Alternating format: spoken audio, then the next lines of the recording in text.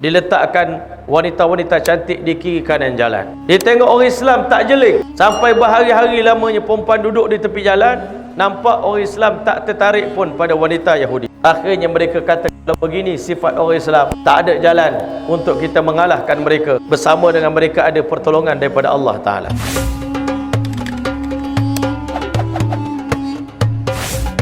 Jom sama-sama kami, caranya mudah. Hanya klik join button. Terima kasih. Alhamdulillah, nahmaduhu wa nasta'inuhu wa nastaghfiruhu wa nu'minu bihi wa natawakkalu alaih.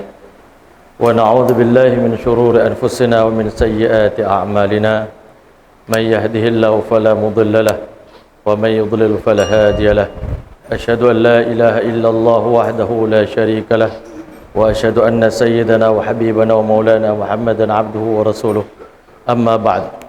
لقد قال الله تبارك وتعالى في القرآن المجيد بعد أعوذ بالله من الشيطان الرجيم بسم الله الرحمن الرحيم إن الذين آمنوا وعملوا الصالحات كانت لهم جنات الفردوس نزلا خالدين فيها لا يبغون عنها حولا قل لو كان البحر مدادا لكلمات ربي لنفد البحر قبل أن تنفد كلمات ربي ولو جئنا بمثله مددا وقال تعالى إن الذين آمنوا وعملوا الصالحات سيهديهم ربهم بإيمانهم تجري من تحتهم الأنهار في جنات النعيم دعواهم فيها سبحانك اللهم وتحيتهم فيها سلام وآخر دعواهم أن الحمد لله رب العالمين. وقال النبي صلى الله عليه وسلم الكيس من دان نفسه وعمل لما بعد الموت والعاجز من أتبع نفسه هواها وتمنى على الله الأماني أو كما قال عليه الصلاة والسلام. Assalamualaikum warahmatullahi taala wabarakatuh. Tuan-tuan, sahabat-sahabat, saudara yang dirahmati oleh Allah SWT sekalian, perkara yang paling penting di alam dunia yang kita nak bawa balik ke alam akhirat adalah perkara iman dan amal soleh. Kita tengok dalam Al-Quran, berbagai-bagai tempat kita akan jumpa perkataan innal ladzina amanu wa amilus solihat. Innal ladzina amanu wa amilus solihat, sesungguhnya orang yang beriman dan beramal soleh.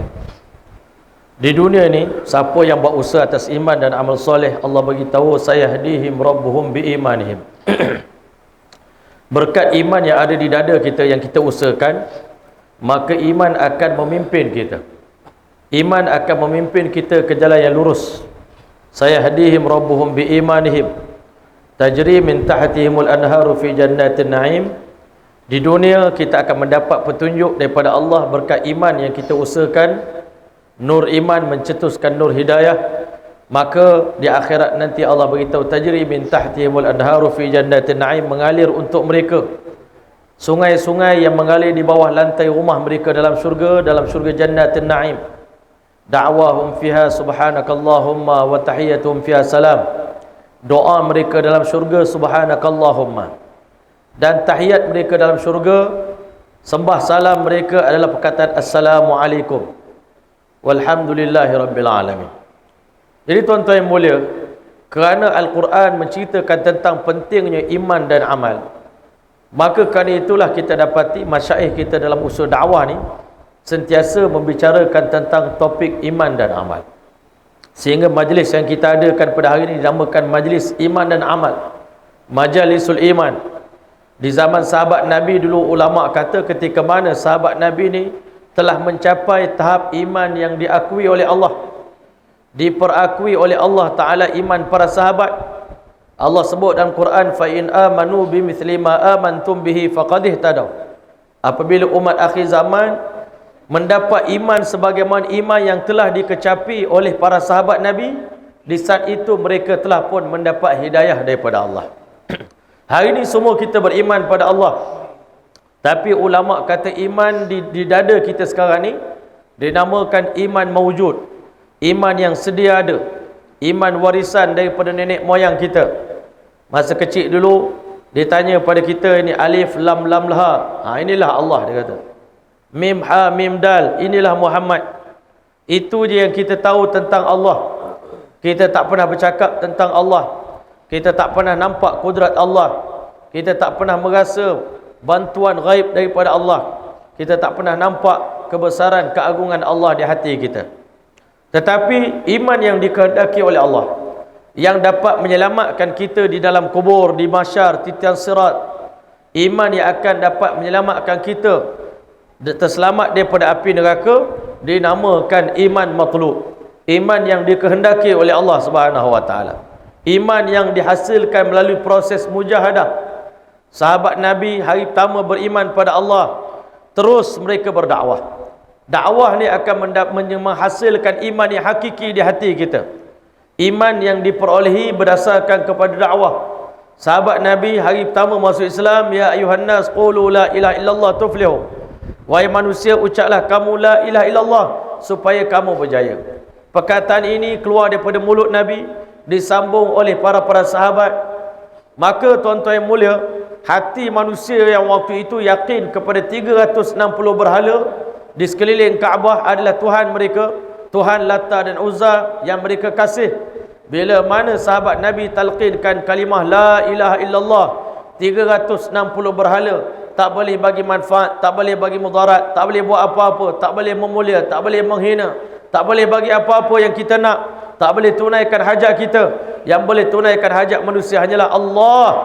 Maka tuan-tuan yang mulia, hati manusia bergoncang, syirik sedang bergoncang, berhala bergoncang. Akhirnya Allah Ta'ala buat keputusan runtuh kerajaan kufur, empire musyrikin telah runtuh apabila talqin kalimah la ilaha illallah berkumandang. Dakwah tersebar di mana-mana. Semua orang Islam, laki-laki, perempuan, tua, muda, miskin, kaya, kerja mereka siang malam mendakwahkan manusia kepada kalimah thayyibah la ilaha illallah Muhammadur Rasulullah.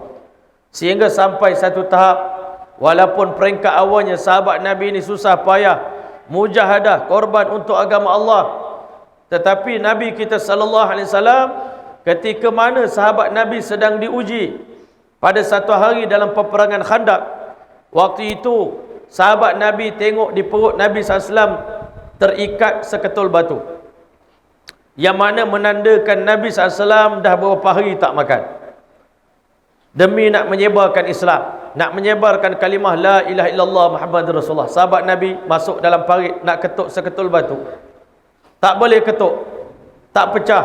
Nabi SAW ambil tukul, ketuk, naik satu cahaya ke langit. Nabi SAW diberikan oleh Allah Ta'ala satu nampak kasyaf, iaitu Nabi nampak empire Rom sedang ditakluki oleh para sahabat. Nabi ketuk lagi, batu yang kedua, naik satu cahaya ke langit. Nabi kata Futihat Faris, negara Farsi telah pun ditakluki. Padahal masa akan datang negara Farsi jatuh ke tangan orang Islam zaman Sayyidina Umar. Tetapi zaman mujahadah, zaman susah payah, iman para sahabat yakin pada Rasulullah. Sebelum benda yang Nabi cakap terjadi, sahabat Nabi telah pun yakin benda tu pun telah terjadi. Nabi pun cakap dengan sirah madhi, telah ditakluki Rom, telah ditakluki Farsi, telah ditakluki negara-negara Arab. Imannya para sahabat kepada percakapan Nabi, imannya Sayyidina Abu Bakar kepada peristiwa Isra' Mi'raj, imannya para sahabat, percayanya kepada semua yang Nabi khabarkan. Mereka para sahabat Nabi yang dikatakan iman yang sebenar apa?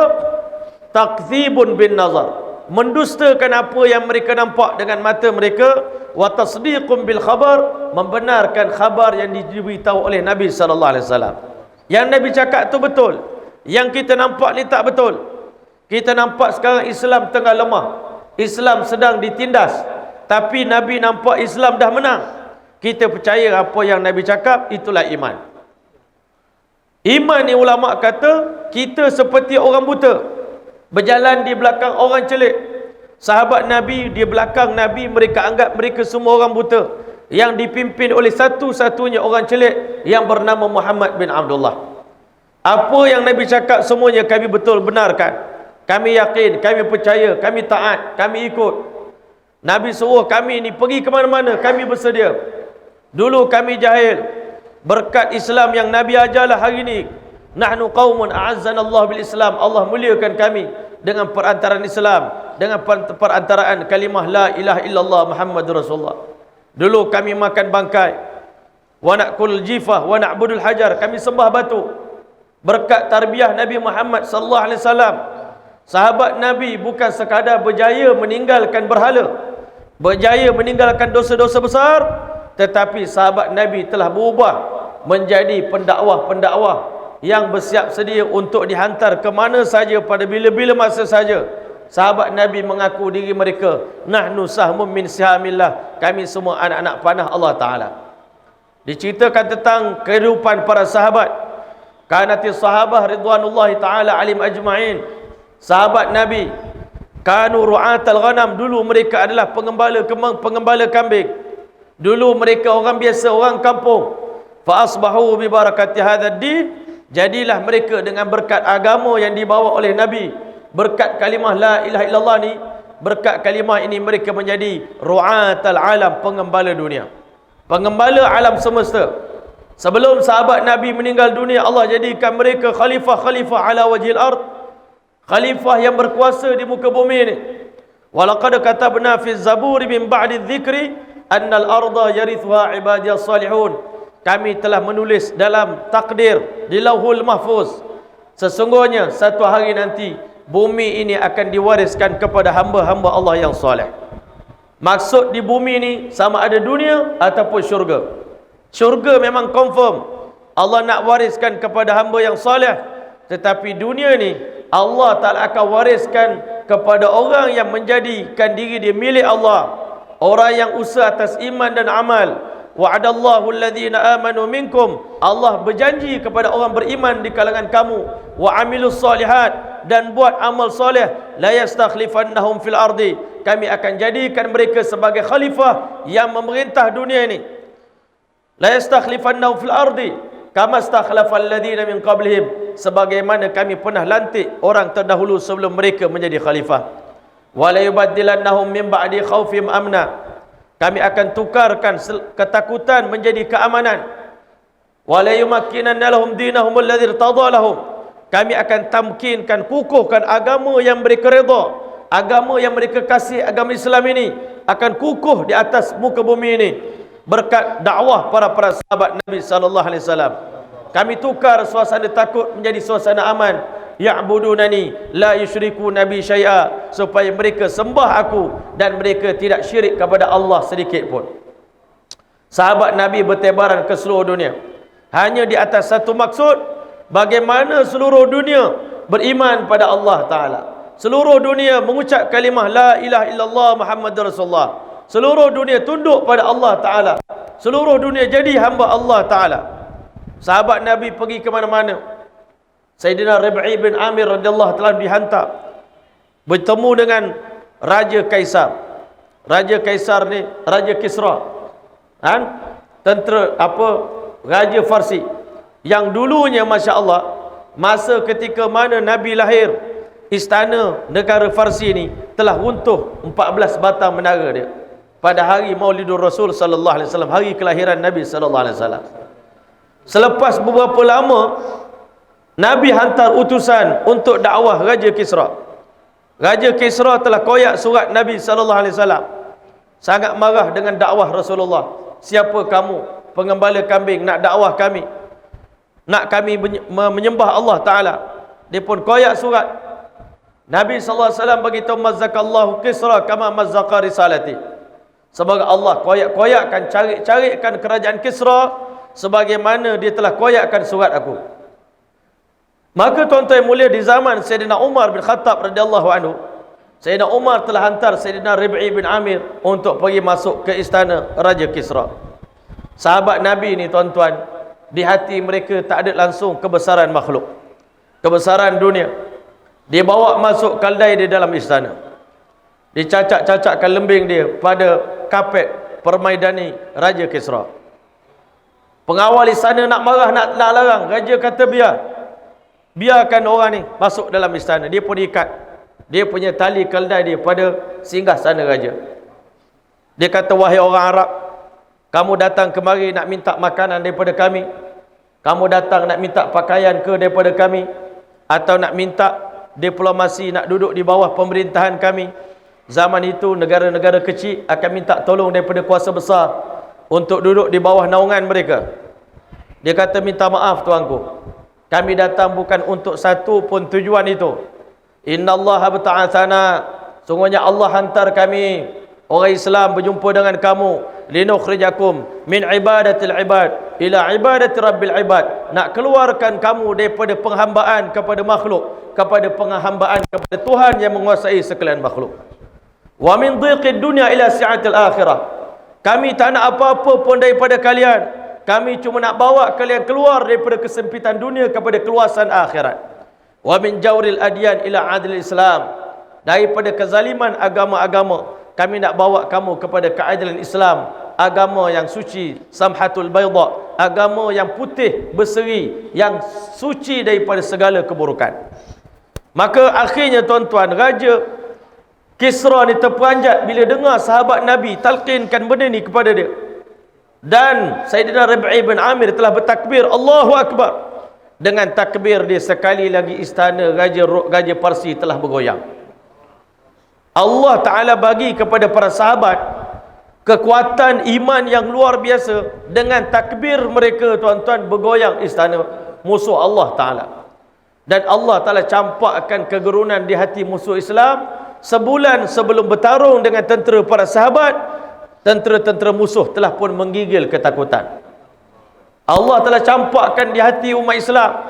Bila umat Islam letakkan maksud mereka, tujuan hidup mereka yang utama, menjadikan kerja dakwah sebagai maksud hidup mereka, mereka pergi ke mana dengan niat nak bawa manusia kepada Allah, bawa manusia kepada kalimah la ilaha illallah. Mereka bukan nak dunia, bukan nak harta, bukan nak wanita daripada orang kafir, tapi kami hanya nak kalian beriman pada Allah. Kami bukan nak rampas kerajaan kamu, kami bukan nak rampas anak dara kamu, kami bukan nak ambil kekayaan negara kamu, kami hanya nak kamu beriman pada Allah Subhanahu wa taala.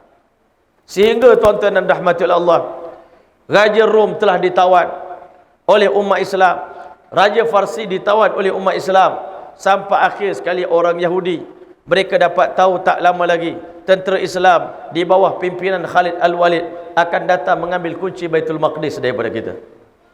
Orang Yahudi dah yakin dah, tak lama lagi tentera Islam ni akan menakluki satu dunia. Siapa yang dapat tawan Baitul Maqdis, dialah orang yang akan menakluki dunia satu hari nanti. Tuan-tuan yang mulia, Khalid Al-Walid bersama dengan Sayyidina Syurahbil, bersama dengan Umar bin Al-As radhiyallahu anhu, bersama dengan Sayyidina Abu Ubaidah bin Al-Jarrah radhiyallahu ta'ala anhu.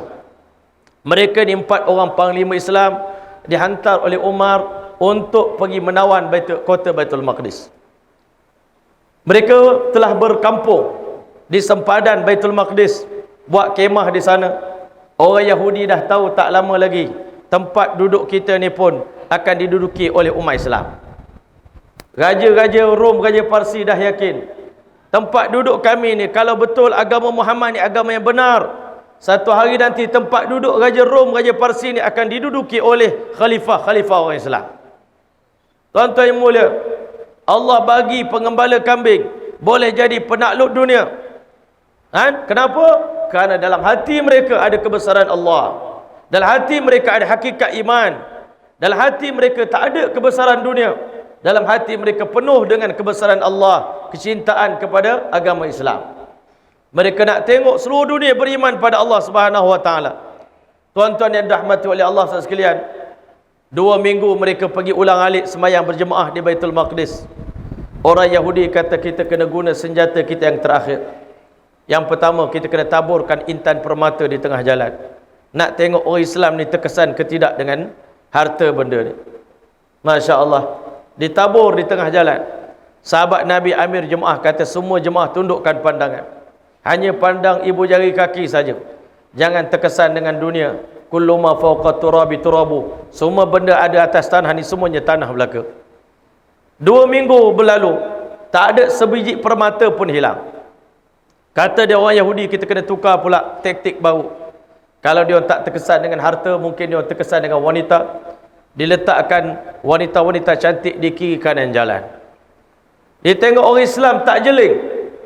Sampai berhari-hari lamanya perempuan duduk di tepi jalan, nampak orang Islam tak tertarik pun pada wanita Yahudi. Akhirnya mereka kata, kalau begini sifat orang Islam, tak ada jalan untuk kita mengalahkan mereka. Bersama dengan mereka ada pertolongan daripada Allah Ta'ala. Waktu itu tentera Rom seluruh dunia hantar perisik-perisik mereka untuk kaji apa rahsia kehebatan orang Islam, kemenangan orang Islam. Kenapa orang Islam ni hebat sangat, tak boleh dikalahkan, padahal kita tentera yang terlatih, canggih, kita punya senjata kita cukup lengkap. Kenapa orang Islam masih boleh mengalahkan kita? Maka dikatakan, dia buat kajian yang pertama sekali. Kajian yang kita dapat buat, kenapa orang Islam sentiasa menang? Kerana bersama dengan mereka ada pertolongan Allah, sedangkan pertolongan Allah tidak bersama dengan kita. Dzalika bi anna Allah maula alladhina amanu wa annal kafirina la maula lahum. Orang beriman ada Allah sebagai maula, orang kafir tak ada Allah sebagai maula, pelindung, penolong mereka. Jadi kita lawan dengan Allah, memang kita tak menang. Yang kedua, tuan-tuan, orang kafir buat kajian, orang Islam ni menang dalam peperangan kerana mereka tak buat maksiat, mereka tak buat dosa. Tentera kita sebelum nak berperang, dia minum arak, dia berzina, dia buat macam-macam dosa. Orang Islam dia tak buat dosa, sebab itu Allah bagi kemenangan pada mereka. Yang ketiga, kehebatan orang Islam, mereka ini fursanun bil lail wa ruhbanun bil lail wa fursanun bin nahar. Mereka ni rahib di tengah malam menangis macam budak-budak depan Allah, merayu Allah, minta pertolongan daripada Allah, dan di siang hari mereka korban untuk agama. Badan mereka penuh dengan parut-parut di jalan Allah. Khalid Al-Walid, seluruh badan dia penuh dengan parut-parut liang luka di jalan Allah Subhanahu wa taala. Maka sebab itu kata orang kafir, selagi mana tiga sifat ini ada pada orang Islam, selagi itu kita tak akan dapat kalahkan mereka buat selama-lamanya. Maka akhirnya tuan-tuan, orang kafir kata, kita kena jemput pemimpin orang Islam untuk datang sendiri daripada Madinah ke Palestin untuk ambil kunci Baitul Maqdis. Jemput Sayyidina Umar datang. Sayyidina Umar waktu itu tak pakai baju hebat-hebat, dia pakai baju yang bertampung-tampung sebagai Amirul Mukminin. Dia bergilir ganti naik seekor keldai dengan dia punya hamba dia Aslam, bergilir-gilir. Sekejap Aslam naik, sekejap Sayyidina Umar naik. Aslam jalan kaki, Sayyidina Umar pula turun jalan kaki, Aslam pula naik.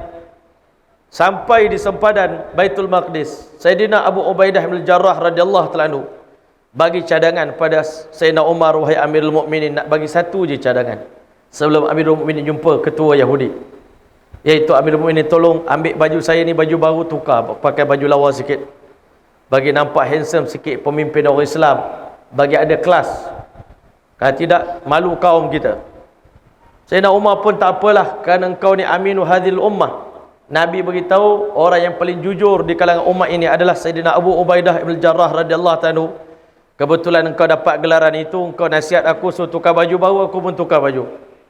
Sayyidina Umar pakai baju baru, duduk atas kenderaan dia. Dia rasa hebat lebih daripada waktu dia pakai baju buruk tadi. Dia kata, aku tengok hati aku dah berubah. Bawa mari baju buruk tu balik, ini ambil baju kamu. Kalau kamu bukan aminu hadil ummah, aku dah pukul kamu. Kamu telah mengubah keyakinan saya, kamu telah mengubah prinsip hidup saya. Ambil balik baju tadi, dia pun pakai.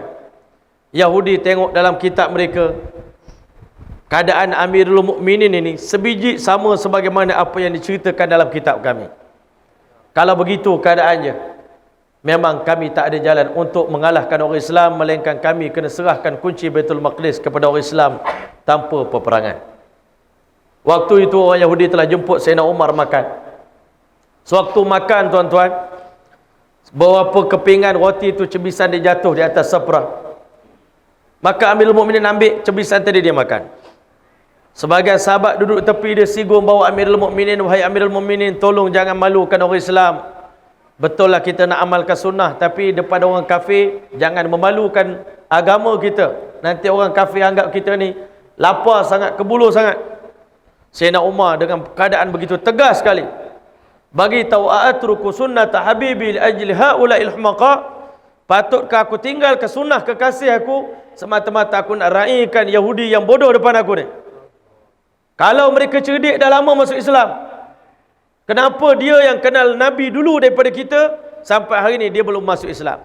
Kita kenal Nabi Muhammad lambat, tapi kita beriman dengan Nabi Muhammad sallallahu alaihi wasallam. Allah ceritakan sifat orang beriman pengikut Rasulullah dalam Al-Quran, alladzina yattabi'una ar-rasula an-nabiyyal ummiyya alladhi yajidunahu maktuban 'indahum fit Taurat wal Injil.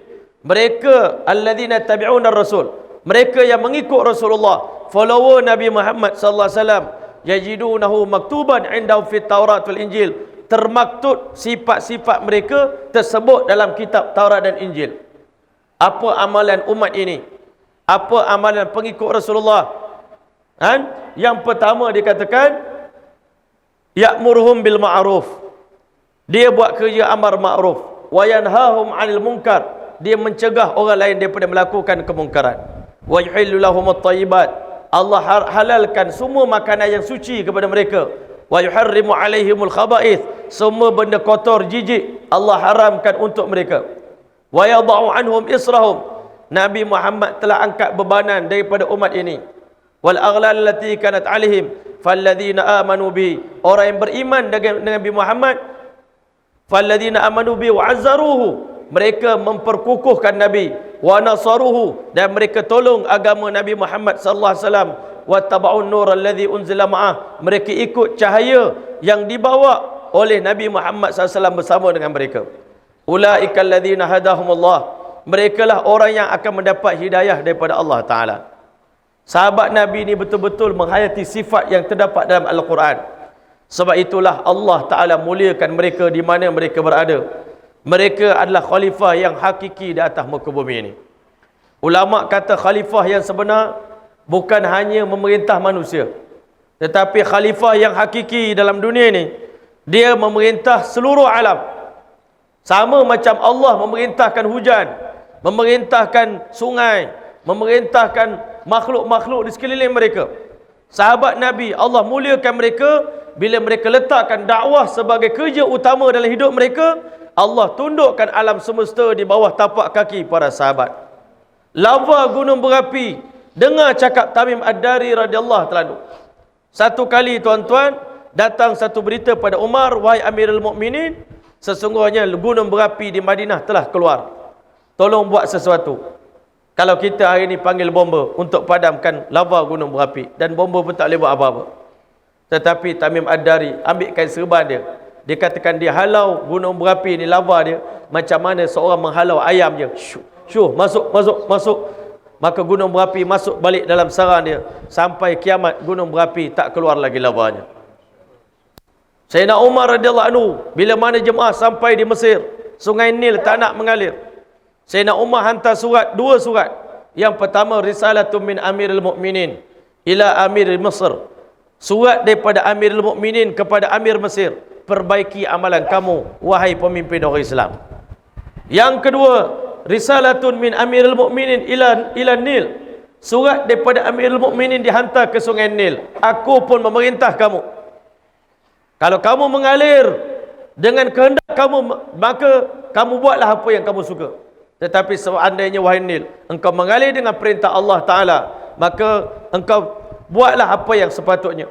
Tuan-tuan yang mulia, akhirnya dikatakan Sungai Nil selepas saja sejurus menerima arahan daripada Amirul Mukminin, terus Sungai Nil naik dan tak pernah surut sampai hari kiamat. Mana-mana tempat yang mendapat arahan daripada sahabat. Baru ni jemaah kita pergi ke Afrika, lalu di sebuah hutan yang dikatakan 1400 tahun dulu sahabat Nabi pernah sampai ke hutan itu dalam perjalanan dakwah.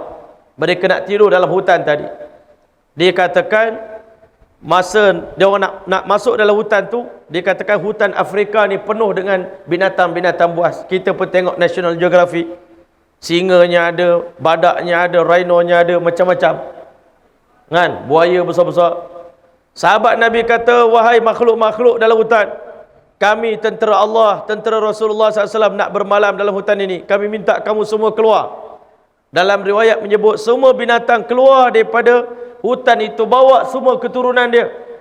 Dan sampai hari ini hutan tersebut sudah tidak dihuni oleh seekor binatang pun. Sebab apa tuan-tuan? Allah Ta'ala tundukkan alam kepada orang yang tunduk kepada Allah, tunduk kepada perintah Allah Subhanahu Wa Ta'ala. Inilah khalifah yang hakiki, yang hari ini tuan-tuan mulia, kalau kita umat akhir zaman ambil balik amalan kita, ambil balik pakaian kita, ambil balik kerja kita, ambil balik tanggungjawab kita, tunaikan balik amanah yang kita terima daripada Nabi Muhammad sallallahu alaihi wasallam. Ballighu anni walau ayah, sampaikan daripada aku walau sepotong ayat. Falyuballighi syahid minkumul ghaib, orang yang hadir pada hari ini mendengar nasihat daripada aku, bertebaran ke seluruh dunia, sampaikan kalimah la ilaha illallah ke hujung-hujung dunia, kita pun akan dapat kemuliaan sebagaimana Allah bagi kemuliaan pada para sahabat. Ulama kata jangan kita ingat bantuan Allah ni hanya Allah bagi pada para sahabat. Bolehlah dia orang dapat bantuan hebat daripada Allah sebab dia orang para sahabat, kita bukan sahabat Nabi. Maulana Sa'ad Kandahlawi rahmatullahi alaihi beritahu, hakikat sebenarnya untuk umat akhir zaman ini, kalau kita buat kerja Nabi, bantuan Allah 50 kali ganda lebih hebat daripada Allah bantu para sahabat. Kalau kita buat kerja Nabi, pahala yang Allah nak bagi kepada kita 50 kali ganda lebih besar daripada pahala yang Allah bagi pada para sahabat. Nabi SAW beritahu pada para sahabat, di akhir zaman nanti, al-amilu bimithli ma antum alaih, umat yang buat kerja macam mana kamu buat, lahum ajru khamsina rajulan minkum, Allah bagi kepada mereka pahala 50 orang laki-laki di kalangan kamu. Sahabat Nabi kata tak mungkin Rasulullah. Rasanya tak logik. Umat akhir zaman kalau buat kerja Nabi, buat kerja dakwah, sambung perjuangan para sahabat, Allah nak bagi pahala 50 orang para sahabat. Rasa macam tak logik, tak masuk akal. Sahabat Nabi tanya, ajru khamsina rajulan minna aminhum ya Rasulullah, pahala 50 orang laki-laki di kalangan kami atau di kalangan mereka? Kalau di kalangan mereka wali-wali yang soleh, Allah bagi pahala dia orang pada kita, tak apalah. Ini pahala para sahabat, pahala Abu Bakar, pahala Umar, pahala Uthman, pahala Khadijah, pahala Bilal, pahala Ubay bin Ka'ab. Pahala sahabat-sahabat yang besar-besar. Rasanya tak logik. Tetapi tuan-tuan dan rahmatil Allah, dia beritahu, Nabi SAW beritahu, pahala 50 orang laki-laki di kalangan kamu. Kenapa? Ya Rasulullah, Nabi SAW beritahu kerana mereka di akhir zaman buat kerja dakwah ni secara berdikari. Tak ada siapa bimbing mereka, tak ada siapa yang bagi sokongan kepada mereka. Mereka buat dengan kesedaran sendiri, sayang dan kasih kepada agama Allah Subhanahu Wa Taala. Sebab itulah bila ditanya kepada Maulana Ilyas rahmatullah alaih, Maulana, kenapa Maulana duk pulun suruh orang keluar jalan Allah? Kenapa asyik suruh orang keluar? Apa maksud? Apa yang Maulana nak? Maka Maulana Ilyas rahmatullah alaih beritahu, demi Allah, aku suruh umat Islam keluar ke jalan Allah bukan kerana aku nakkan kemasyhuran, bukan aku nakkan pangkat dan darjat, bukan nak pujian sanjungan daripada manusia. Dia kata, demi Allah, aku rindu nak tengok di akhir zaman ini suasana agama yang hidup pada zaman Nabi, zaman Madinah Al-Munawwarah, zaman kegemilangan Islam, zaman umat Islam bertebaran di seluruh dunia menyebarkan agama ini. Demi Allah, aku rindu nak tengok suasana itu hidup pada zaman ini. Sebab itulah Maulana Ilyas suruh kita keluar ke jalan Allah 40 hari, 4 bulan. Keluar ulama keluar setahun, habis keluar setahun, keluar setahun kedua, lepas tahun kedua keluar setahun ketiga. Kenapa tuan-tuan? Selagi kita tak keluar, tak bergerak, hidayat, pintu hidayat tak akan dibuka oleh Allah Ta'ala. Kita tak akan tengok orang kafir berduyun-duyun masuk Islam di hadapan mata kita selagi umat Islam seluruhnya tidak bergerak di jalan Allah Ta'ala.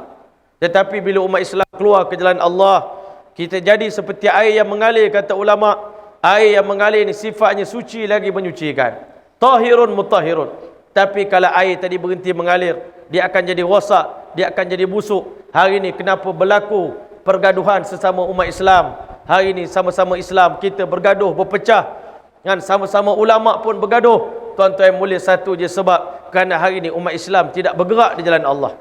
Bila kita kurang tumpuan, risau pada umat, maka kita sibuk berkelahi sesama kita. Kita fokus pada benda yang kecil, benda yang kecil bengil, benda yang kecil, yang remeh-temeh menjadi besar kepada kita kerana kita tak nampak manusia di hujung-hujung dunia sedang terjun ke dalam api neraka.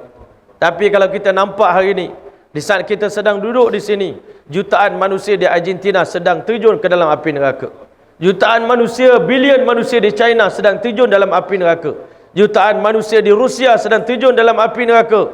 Mereka semua umat Rasulullah yang Nabi doakan hidayah untuk mereka. Nabi menangis untuk mereka. Tapi hari ini kerana mereka tak ada kalimah la ilaha illallah, kita yang ada kalimah, kita yang memegang amanah ini tak tunaikan amanah kepada mereka, dan kita sanggup biarkan mereka, sahabat-sahabat kita, adik-beradik, seibu sebapa dengan kita, mereka adalah juga anak cucu Nabi Adam AS.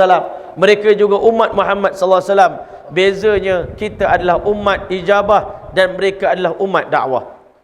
Orang kafir ni dia umat dakwah, umat Nabi juga. Mereka umat dakwah, kita umat ijabah, umat yang telah menerima hidayat daripada Allah. Bukan setelah kita terima hidayat kita duduk diam, tidak. Kita kena bergerak ke seluruh dunia. Sebab itulah hari ini tuan-tuan, cepat-cepat kita dah keluar 3 hari ni tuan-tuan. Selepas beberapa hari kali kita keluar 3 hari, kita azam untuk tingkatkan lagi masa kita, korban kita 40 hari di jalan Allah. Dah keluar 40 hari, kita azam untuk naik 4 bulan. Dan selepas itu tuan-tuan, kita bergerak 4 bulan negara jauh, seluruh dunia kita nak pergi. Kalau boleh sebelum kita mati, seluruh tapak kaki kita ni ada di peta seluruh dunia tuan-tuan. Kita dah pijak tanah Brazil, dah pijak tanah Argentina. Dan sebelum kita nak mati, kita nak bawa seramai mungkin umat ini selamat daripada azab neraka Allah, masuk ke syurga Allah. Mudah-mudahan kita jumpa Rasulullah di padang mahsyar. Nabi senyum dekat kita, Nabi peluk kita, Nabi SAW cium dahi kita. Kenapa tuan-tuan? Di saat Nabi dah tak ada di muka bumi ni tuan-tuan, kita bantu agama Allah, bantu kerja Nabi Muhammad SAW. Sedangkan Nabi tinggalkan umat ini dalam keadaan menangis, dalam keadaan bersedih. Man li ummati ba'di, siapa nak jaga umat aku selepas aku tak ada nanti? Man ya'wini, man yansuruni, siapa nak bagi perlindungan pada aku, siapa nak tolong aku? Hatta uballigha risalat rabbi, supaya aku dapat sampaikan risalah Tuhan aku, dan aku jamin syurga kepada mereka yang bantu agama Allah Subhanahu wa taala. Jadi kerana itu insya-Allah tuan-tuan, sama-sama kita azam insya-Allah taala untuk jadikan kerja dakwah ni maksud hidup kita, dan kita nak tingkatkan pengorbanan. Hari ni tak boleh nak tunggu lagi dah tuan-tuan. Masa dah suntuk kan, kiamat dah dekat. Tanda-tanda kiamat pun semakin dekat. Fitnah semakin datang kepada kita semua. Kalau kita tunggu, bahaya iman kita. Sebab itulah hari ni kita kena keluar ke jalan Allah Ta'ala. Kalau kita tengok di zaman sahabat Nabi, bila fitnah berlaku, Abu Bakar bagi tahu, infiru jaisha Usama, keluarkan jemaah Usama bin Zaid ke jalan Allah. Berkat jemaah Usama bin Zaid dikeluarkan, segala fitnah yang berlaku pada zaman Sayyidina Abu Bakar telah pun dihapuskan oleh Allah Ta'ala. Berkat kecerdasan Abu Bakar, nampak dengan bergeraknya jemaah ke seluruh dunia ini dapat menyelesaikan masalah yang berlaku di tengah-tengah umat pada hari ini. Untuk itu semua sedia insya-Allah.